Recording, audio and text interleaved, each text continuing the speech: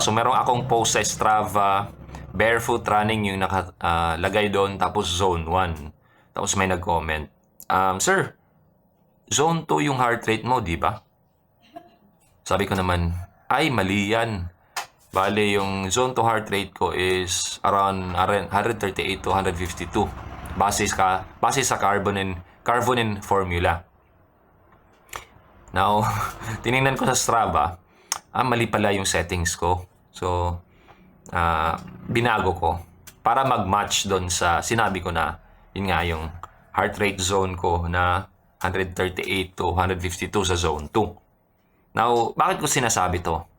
Kasi yung tayo kasi magkakaiba tayo ng heart rate zone. Depende yan sa fitness level natin at depende sa formula na ginagamit natin. Yung gamit ko doon is Carbonin formula. So, meron din tinatawag na MAF 180. Ang MAF 180 is 180 minus your age. So, for example, 30 years old ka, 180 minus 30, 150 yung max HR mo sa iyong zone 2. Tapos, kung Carbonin formula naman, resting heart rate tapos max heart rate yung pagbabasihan mo. Tapos, yung isa pa, yung lactate threshold, HR or LTHR, ang pagbabasihan mo naman doon is yung average heart rate mo sa last 20 minutes mo na ginawa mo or sa last 20 minutes ng isang race mo. For example, 10 kilometers race. Yung last 20 minutes dyan, kunin mo yung average heart rate mo. So, yun yung LTHR mo. Tapos, input mo sa calculator. Merong calculator ng LTHR online. Input mo doon, bibigyan ka niya ng heart rate zone. So, makikita mo yung zone 2 heart rate mo doon. Now, for me, yung LTHR ko, around 190 beats per minute.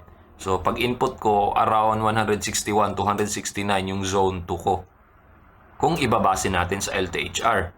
So, ganun ka taas yung heart rate ko kung base doon.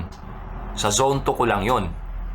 Now, sa mga easy run ko, hindi ko sinasagad up to 169 yung heart rate ko. Bakit?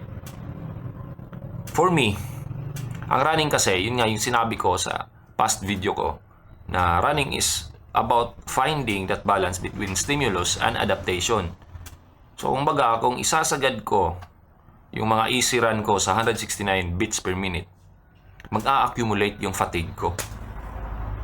So, hindi makaka-recover yung katawan ko. Walang adaptation na mangyayari. Kung meron man, hindi talaga fully recovered yung katawan ko.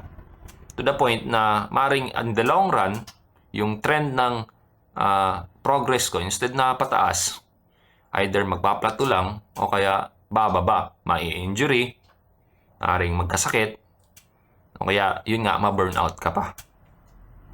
So, yun yung sinasabi ng ibang coach dyan na run your easy run, easy. And then, run your hard runs, hard. So, yung basic lang kasi dyan is dapat specific. Merong specificity. Dapat specific yung takbo mo. Merong purpose. So, kung yung easy run mo, yung recovery run mo is, yung purpose dyan is to build aerobic base or develop your aerobic base at the same time, maka-recover yung katawan mo, huwag mong isagad para mabigyan pa ng oras, panahon yung katawan mo to recover. Tapos, pagdating naman sa hard runs, syempre, dun mo ibigay lahat.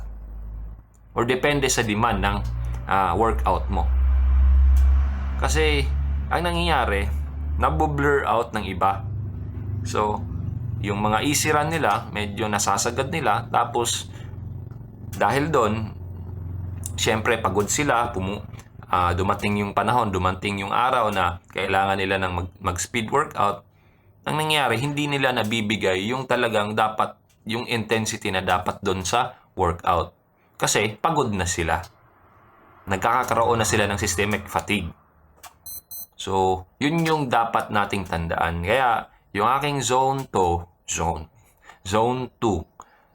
kahit na sabihin na natin 169 beats per minute yung sinasabi ng LTHR, hindi ko sinasagad. So right around 140s, Siguro pinaka-max na yung 150s ko.